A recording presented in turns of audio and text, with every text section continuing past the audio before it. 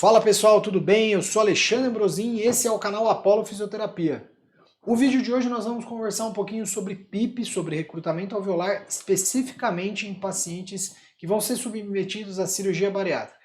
Se você quer aprender um pouco sobre esse tema comigo, tem que assistir o vídeo até o final.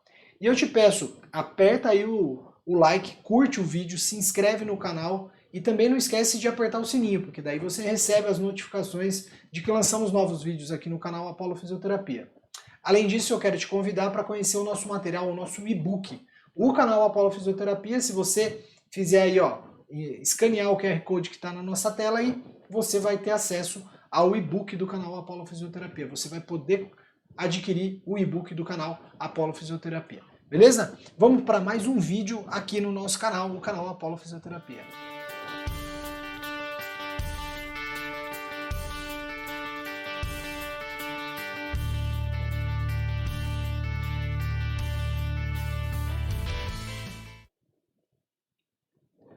Muito bem, pessoal. Então o tema da aula de hoje é a gente falar um pouquinho sobre o ajuste do PIP e da manobra de recrutamento em pacientes que são submetidos especificamente aí à cirurgia bariátrica. Nós sabemos, né, que o paciente que é submetido à cirurgia bariátrica são pacientes obesos, então nós temos que ter uma atenção bastante especial aí para esse tipo de população, esse tipo de paciente. Nós não podemos esquecer que o paciente obeso é aquele paciente que vai ter uma determinada alteração de mecânica respiratória. Eu até já fiz um outro vídeo falando de obesidade aqui, falando do que acontece com a mecânica respiratória de pacientes nessa condição. Então hoje nós queremos saber se o efeito aqui, né, se o ajuste da PIP, a manobra de recrutamento, se ela é necessária nesse tipo de paciente. Para responder essa pergunta, foi uma pergunta que esse artigo aqui, ó, eu vou deixar na descrição do vídeo, se você... A gente sempre fala aqui no canal que é importante que você, obviamente, assista nossos vídeos, compartilhe aí com a galera, mas não esquece de ler o artigo na sua íntegra. E eu vou deixar o link aqui na descrição desse vídeo. Isso é importante para você tirar suas próprias conclusões também do artigo.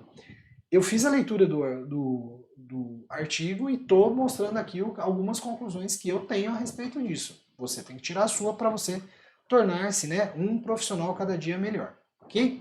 Bom, pessoal, então esse artigo ele fala justamente então de ajustar o PIP e recrutar, né, alvéolos a partir da mecânica power, né? Mecânica power, que é um tema que eu já falei também aqui no nosso canal. Você que não assistiu ainda, procura aí no nosso canal que a gente tem vídeos falando sobre mechanical power.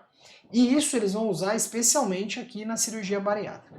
Primeiro de tudo, independente se o meu paciente ele é um paciente obeso ou não, dependendo do tipo de cirurgia, dependendo especialmente se o meu paciente é portador de alguma morbidade ou alguma comorbidade, esses pacientes eles podem desenvolver mais complicações pulmonares no pós-operatório. Então, aqueles pacientes cirúrgicos cujas cirurgias são cirurgias maiores, especialmente, né, antigamente se fazia muito cirurgia aberta, laparotomia, toracotomia, essas cirurgias abertas eram cirurgias que traziam muita complicação. Hoje a cirurgia bariátrica ela pode ser feita, ela é feita por meio de videolaparoscopia, então são pacientes que vão complicar bem menos graças ao acesso cirúrgico. Mas isso não quer dizer que ele está livre das complicações. Né? Então, justamente porque esses pacientes são pacientes cujas comorbidades e morbidades são muito altas. Bom, por um outro lado, quando a gente fala em ventilação mecânica protetora, e dentre as complicações, a ventilação mecânica protetora, entre outros fatores, sabe-se que o uso de PIP e a manobra de recrutamento alveolar, elas são parte dessa estratégia de ventilação protetora, e alguns autores acreditam aí que a complicação pulmonar pós-operatória pode diminuir se usado a ventilação protetora nesse paciente.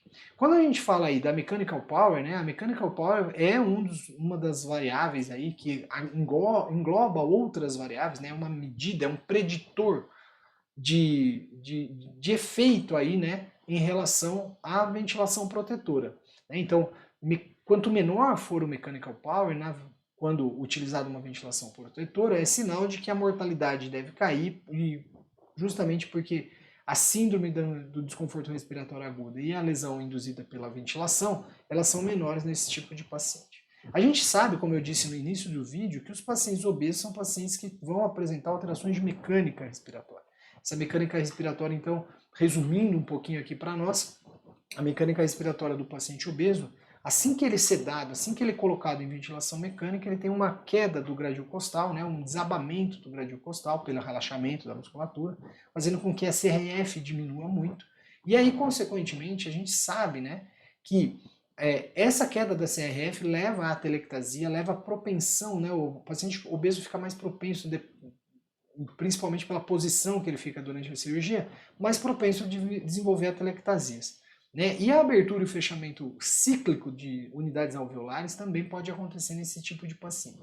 Então, considerando essas informações, né, a gente sabe que o paciente obeso, talvez ele seja um paciente que tem uma chance bastante grande de lesar aí, de ter uma lesão induzida pela ventilação. Por isso, então, a importância da ventilação protetora nesses pacientes. E existe, né, a gente poderia falar aqui uma aula inteira só de variáveis que predizem essa lesão induzida pela ventilação mecânica, mas dentre elas, sabe-se que o uso, né, da Mechanical Power é um uso bastante interessante. O artigo traz uma informação, né, depois a gente vai tentar fazer aí para vocês um outro vídeo falando só do Mechanical Power PCV e o Mechanical Power que eles chamam aqui mais de abrangente, né, o simples e mais abrangente. Porque ele falava que o Mechanical Power ele podia ser calculado somente em VCV, né? Então aí ele cita 3 artigos, eu vou buscar esses artigos e vou trazer aqui depois para vocês. Então esses são algumas variáveis que são preditoras aqui da lesão induzida pela ventilação mecânica, né? Então quanto menor esses dados, aí melhor vai ser para o paciente. E quando a gente fala do uso do PIP, a gente sabe que mexe com a Mechanical Power. E assim, surge esse conceito também bastante interessante do best PIP e do bad PIP. O que é o PIP?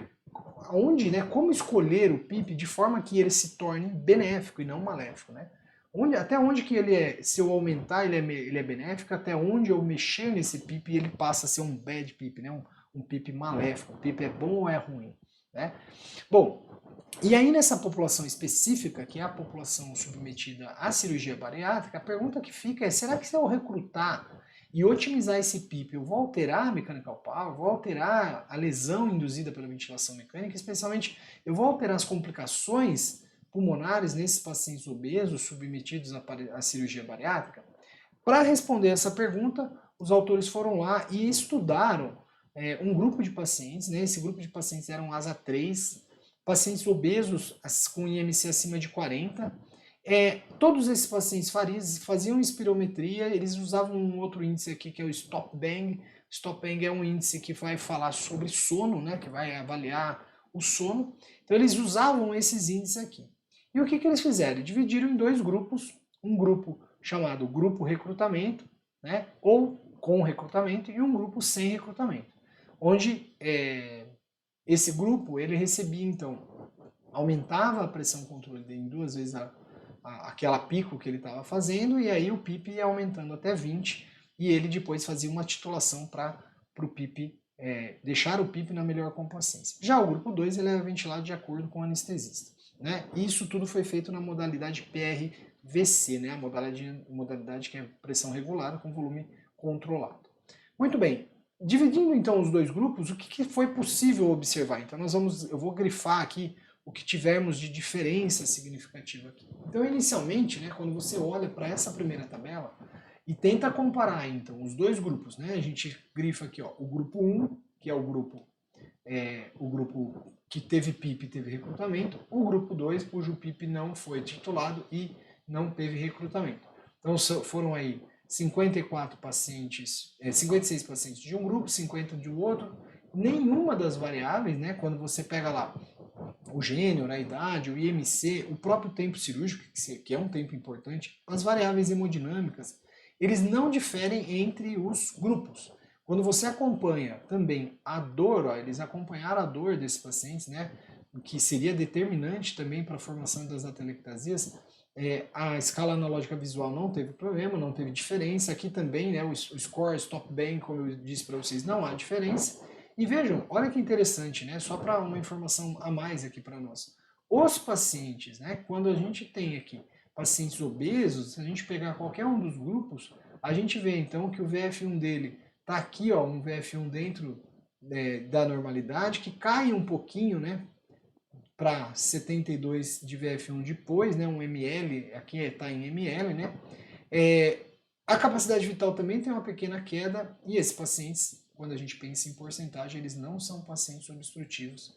Você divide uma relação pelo outro, né? Então, para achar que não há nenhuma ocorrência de obstrução nesses pacientes, pelo menos, mesmo fazendo a espirometria pós-operatória, eles fizeram bem imediatamente após a cirurgia essa espirometria.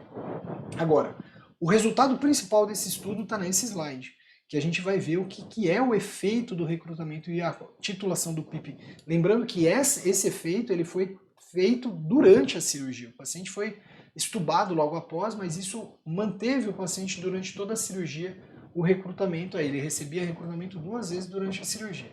Então, olha só, a complacência durante no perioperatório, né, e assim como a elastância, a complacência do grupo 1 era maior significativamente do que o grupo 2. Então você pega aqui e tem uma estatística significativa. A elastância, que é o inverso da complacência, obviamente era menor do que o grupo 2, também de forma significativa. A outra variável é a complacência dinâmica.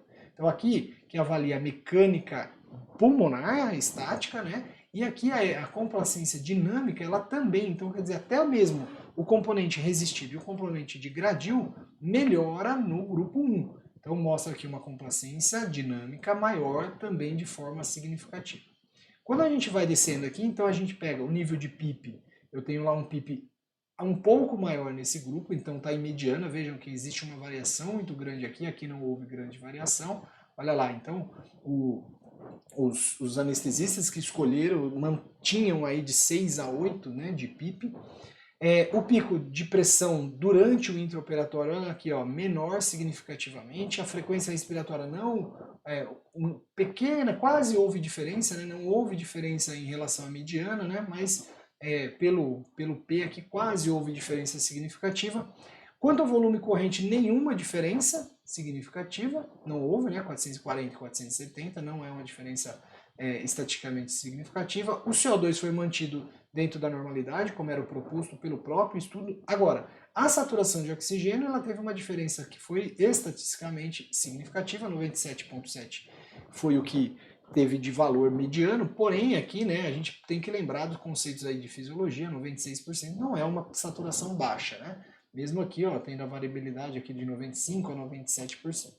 Quando a gente pega a pressão de platô, e a pressão de platô a gente tem que lembrar que ela é indicativa de lesão pulmonar, a pressão de platô foi significativamente menor no grupo aqui que nós chamamos de grupo, né, o grupo que recebeu o recrutamento.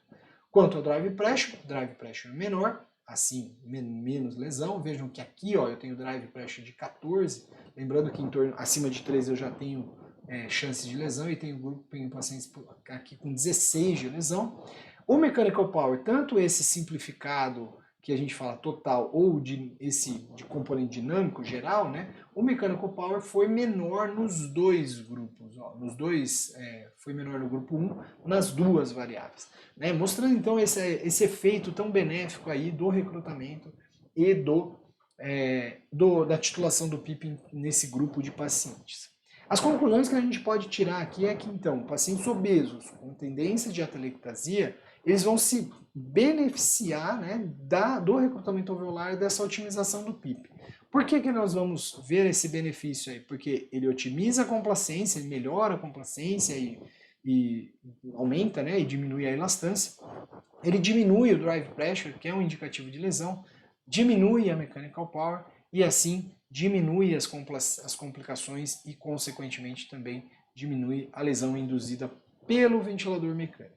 Sendo assim, o que a gente pode deixar de recado aqui para vocês é que vocês precisam, né, devem recrutar esses pacientes no intraoperatório. Então, esse vídeo aqui não vai só para pessoas que são da fisioterapia. Então, você que é anestesista e está assistindo esse vídeo e assistiu até o final, durante a cirurgia você tem que pensar aí na estratégia que você vai ventilar, porque esses pacientes lá no pós-operatório eles podem complicar.